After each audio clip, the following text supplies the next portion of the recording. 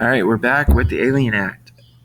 Now, this is back during John Adams' presidency, and another thing that ends up happening is it authorized the president to deport any aliens considered to be dangerous. It authorized also that the president to detain any enemy in a time of war. So not only could we deport them, but we could also take them as prisoners of war. Part of this was due to the fact that he couldn't take an insult, so he creates the Alien and Sedition Act. Thinking back to what would be, for example, the XYZ affair. Sedition Act, another very strongly opposed act, made it illegal for newspapers to criticize the president or the Congress, imposed heavy penalties or fines, for example, monetary fines, for editors who violated the new law. So not only could you be fined, but you could also be imprisoned. This also spoke out against which amendment? Yes, if you came up with Amendment 1, you would be correct. So why is John Adams' legacy? Well, if we think about the bad, we also have to think about the good. So let's think about that. Now, with bad, it was the relationship that was French was damaged. We also had new taxes imposed, and party politics became entrenched. So we don't follow along with what George Washington had made the comment about with the political parties. However, he did keep Washington's kind of farewell address in mind when he kept out of the war and preserved his neutrality. He was also able to strengthen the Navy in this time of peace and had a peaceful transfer of power in 1800. Thomas Jefferson. Now, Jefferson was a Democratic Republican who was also our third president. And a major piece of information is that he was the president who purchased the Louisiana Territory, which also once again doubled the size of the United States. Now, Jefferson's economic policies. He wanted the government to be smaller and was against the national bank. So he's against what the two former presidents stood for.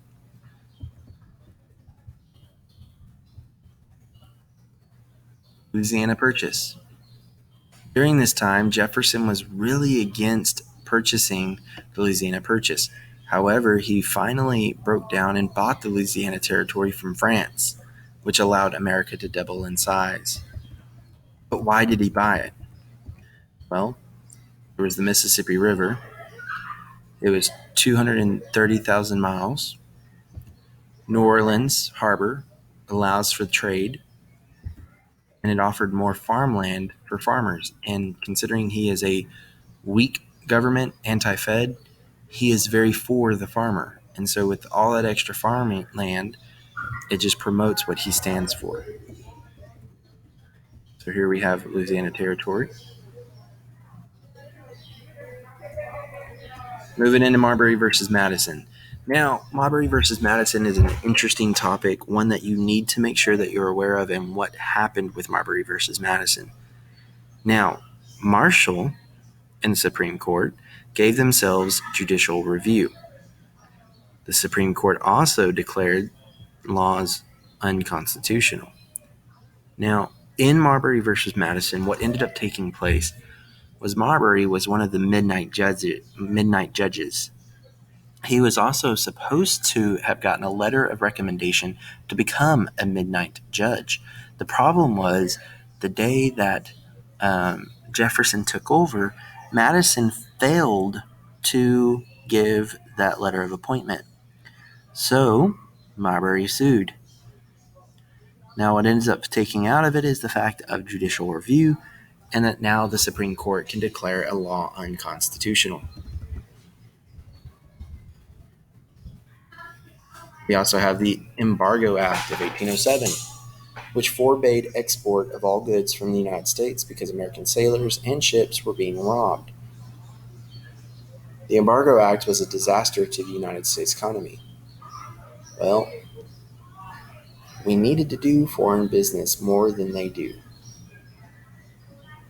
Why is it that we needed foreign business more than they did? Well, it's because we are a young, fledgling federal government. We're not really getting on our 2 feet yet. We're getting there, but we're not quite there yet. And so it's just issues along the idea of the economy. So what is Jefferson's legacy? Well, he doubled the size of America, which is congratulations to him. President during America's most important court case, Marbury versus Madison, which promoted what? Yes, judicial review, and promoted smaller government, unlike his former two presidents. John Marshall. John Marshall was the judicial review. He helped establish judicial review as the Chief Justice. He ruled over some of the most important cases in the United States history. But what is the Supreme Court? Well, it's America's highest court. There is a total of 9 justices, which are appointed for life, decides if laws are constitutional or unconstitutional. And what is a Chief Justice, you ask? Well, the Chief Justice usually writes the opinion of the majority of the Supreme Court. What is the significance of Marbury versus Madison? Well, once again, think back, we have the Supreme Court, which now can check if the other branches of the government are within the constitutional realm. And here we have an out-of-bounds political cartoon. What do you think the figures on the sideline in the cartoon represent? If you guessed judges, you would be correct. So a referee for a football game is somewhat like a judge for that football game. And how does the principle of judicial review empower the federal courts? Well, it gives them the right to do what? Yes, if you said gives them the right to declare a law unconstitutional, then you have it right, my good fellow. Judicial review means that the courts can review the law and declare them unconstitutional. Another important court case, McCulloch versus Maryland. The states can't stop the federal government from using its rightful powers. And the government has more powers that are written in the Constitution, called implied powers. So the state can't overthrow a governmental law.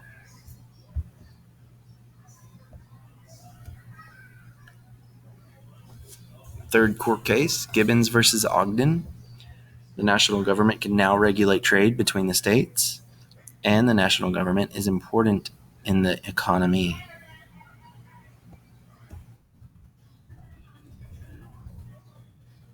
What is the legacy of John Marshall? Well, John Marshall was the first Chief Justice in the Supreme Court.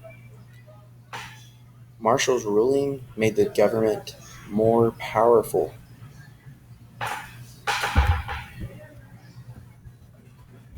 Stepping into James Madison.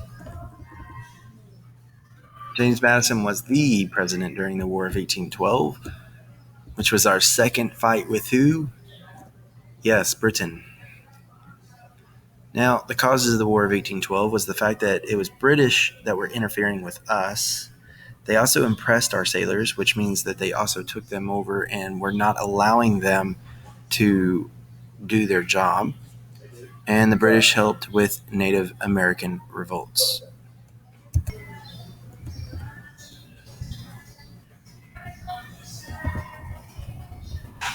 What were the important events of the War of 1812? Well, you're going to learn about that the next time around. I'll see y'all in part 3.